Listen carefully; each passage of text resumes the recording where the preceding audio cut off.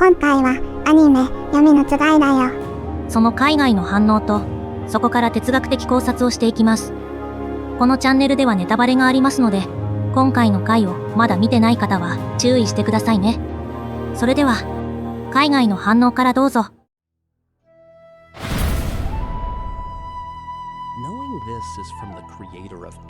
うわ、マジか。鬼滅の刃みたいな兄弟桃だと思ってたのに、完全に予想を裏切られたわ。あのおにぎり開けるシーン、作がめっちゃ気合入ってたけど、何だったんだあれ。おにぎりのパッケージ開けるだけで最強の王様1話分よりアニメの予算使ってそう。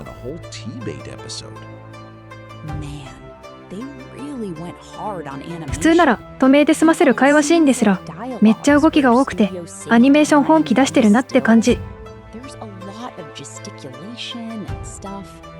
ジェイソン・ステイサム、自分の名前が出たこと知ってほしいな。ジンのつがい紹介、あのダブルでビビらせる演出がちょっとかっこよかった。ポニテの女性は運が悪すぎたけど。手が出てくるあの怖いシーン、これぞ私たちの知ってるハガレン作者。片側に三つ編みしてたお母さん、生きてたの？荒川先生、今回は優しいな。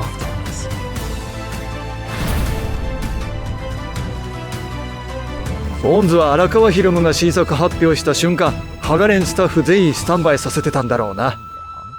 荒川先生、今回は子供のトラウマを後半のどんでん返し用に取っておくとかしません。最初から無料でどうぞ。中村雄一、インフィニティストーン集めるみたいに対策の役どんどん集めてるな。グリードやってたのも含めて、なんか感慨深い。荒川博夢とぶっ飛んだ大地は、このコンビに勝てる組み合わせある。この中に馬がいて、めっちゃ速く走るんだって言われて、みんな普通に受け入れてるのはな。逆異世界とか田舎者が都会に来る系の主人公って、最終的に日本のハイテクトイレっていうラスボスに挑む雨になるよな。ユルは見事にクリアしてたけど、公衆トイレを完璧に使いこなした後のユルのドヤ顔、マジで笑った。つがいたちが車の中の馬を気遣ってるの面白いし可愛い。右は餌あげようとしてるし、左は優しく撫でてるし。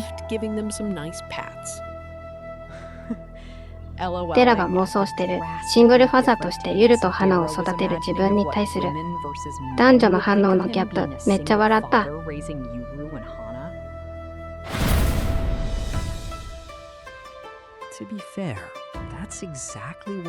正直、それが彼のずっと考えてたことなんだよね。でも新しい情報が出てきたら、自分の真実も疑えるくらい柔軟なんだ。ここで面白いのは、朝とユルの両親が朝だけ連れて逃げて、ユルは置いていったってこと。なんで逃げたんだろう。この村、やっぱ何かやばいよね。もしユルの両親が朝と一緒に村から逃げたなら、村人たちが全に行っても怪しいよね。ユルの母親も外の世界の人っぽいし、自分からここに来たわけじゃなさそう。なんで彼の隠れ里がずっと封建時代のままなのか、その理由が明かされるといいな。中世の人を現代に放り込むのは衝撃すぎるし、彼らからしたら全部魔法みたいなもんだろうし。つがいの双子が過去の権力争いの道具だったって分かって、おばあちゃんがそれを狙ってたって確信した。生まれた時のあのテンション、絶対計画通りで喜んでたよね。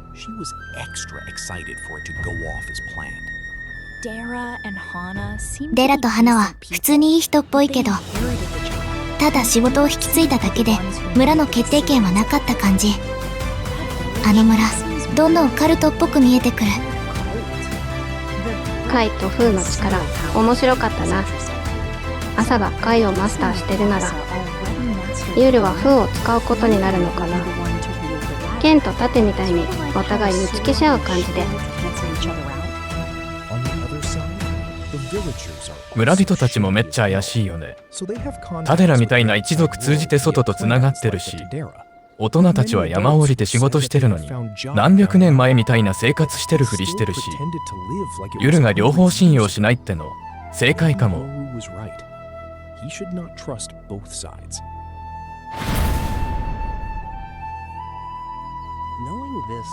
ハガレンの作者って知ってたから、第1話みたいな単純な話じゃ終わらないって思ってた。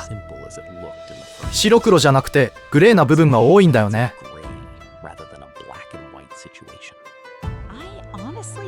正直、まだ誰を応援すればいいのかわからない。ユルと村人たちか、朝と影森の傭兵たちか。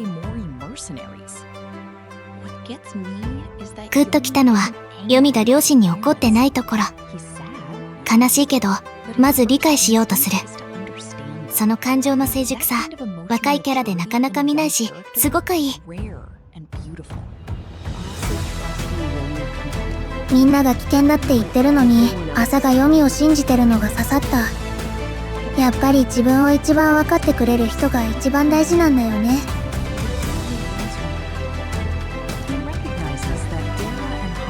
デラとハナがいい人って分かってても、村の怪しさを知ってるからってちゃんと距離を取る判断ができるのがいい。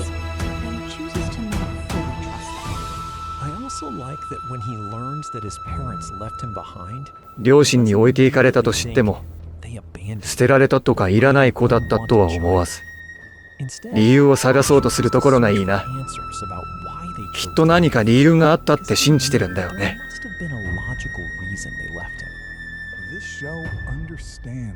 この作品、本当の強さは力じゃなくて、どんな状況でも優しさや好奇心を持ち続けることだってのが分かってるよね。ユルが真ん中にいて、両方の立場が曖昧になってるのが面白い。今のところ、この物語にすごく引き込まれる。3話のラストで泣いたけど、理由はよくわからない。ただ、この作品は孤独とか居場所について、他の作品が触れない部分までちゃんと描いてる気がした。今回はヨミのつがいの海外の反応だったね。海外でも大人気のハガレンの作者さんだからみんな喜んでいたね。今回はチロルちゃんがお仕事でいないんだけど、ことづてがあるんだ。ことづて？ユルの落ち着いたところいいって言ってる海外コメントが多いから、エピクテトスって人に聞いてみるといいよって言ってたよ。読んだかな？出た。また誰か来た。はじめまして。私はエピクテトス。ローマで人に生き方を教えていた、やたら実用的な哲学のおじさんだよ。実用的ってなんか急に生活感あるね。哲学って食べられるの？食べはしないが、心が無駄に暴れなくなる。胃には割と優しい。ユルの話で気になることがあったの？大ありだよ。あの子、ハイテクトイレに囲まれても、すぐに怒ったり泣いたりしなかっただろう。僕だったらおやつの自販機だと思って押すと思うな。すでに今まで何度かやったよね。まず大事なのはね、自分でどうにかできるものと、できないものを分けることなんだ。どういうこと？トイレのボタンの多さはもうどうにもならない。でもわからないからってパニックになるか、落ち着いて観察するかは自分で選べる。つまり、ボタンは外側で、慌てないのは内側ってこと？その通り。君、見た目のんびりしてるのになかなか確信をついたことを言うね。やった。確信って美味しい？多分食べ物じゃないよ。人は出来事そのもので混乱するんじゃない。それを見た瞬間に、頭の中で勝手に貼るラベルで混乱するんだ。ラベル？例えば、ハンドドライヤーの音を聞いて、ドラゴンだと思う。でもユルは、その後でちゃんと様子を見た。彼はドラゴンだと思っていたけど、少し様子が違うなとは感じていたはずだ。僕ならまず食べられるドラゴンか確認する。確認の方向がおかしいよ。最初に浮かぶ思いつきは止められない。でも、それに飛びつくかどうかは選べる。なるほど。ゆるって思い込みで走らないんだね。そう。しかも彼は、デラやハナが悪い人じゃなさそうだと思いながら、それだけで全部は信じなかった。村も外の連中もどっちも怪しい。だから一旦判断を保留した。僕なら優しくされたらすぐついていっちゃうな。大福くれたらそっちつだよ。それは大福に支配されているね。もちもちはずっと大福の属州だよ。他人が何を企んでいるかはこちらでは支配できない。でも怪しい時にどう考え、どう動くかは支配できる。ユルが偉いのは世界がぐちゃぐちゃでも自分の頭までぐちゃぐちゃにしなかったことだ。それって両親のことでもそうだよね。置いていかれたって聞いたのにすぐに捨てられたって決めつけなかった。まさにそこだ。出来事と意味付けは別なんだ。置いていかれた。これは出来事。だから自分は愛されていない。これは慌てて足した物語かもしれない。頭の中で勝手に2品追加してる感じだね。そうそう。しかも高い追加料金付きだ。ユルはその追加料金を払わなかったんだ。うん。彼はなぜなんだろうと考えた。その一歩が心を守る。人は真実を知らないうちに自分で自分を傷つけることが多いからね。僕もプリンが冷蔵庫から消えた時、すぐティオちゃんを疑うのやめる。まず自分で食べた可能性を思い出して。それともう一つ。困ったことはただの嫌なことで終わるとは限らない。訓練にもなる。訓練？うん。寒さが体を鍛えるように、ややこしい出来事は判断を鍛える。わからないトイレ、知らない街、信用しきれない人たち。あれ全部、ユルの落ち着きを鍛える道場みたいなものさ。トイレが道場なの？場合によってはね。人生はたまに便座の顔で修行を出してくる。急に変な名言が生まれた。でも本当に大事なのは、外の出来事を全部思い通りにすることじゃない。その中で自分がどういう人でいるかなんだ。どういう人でいるか。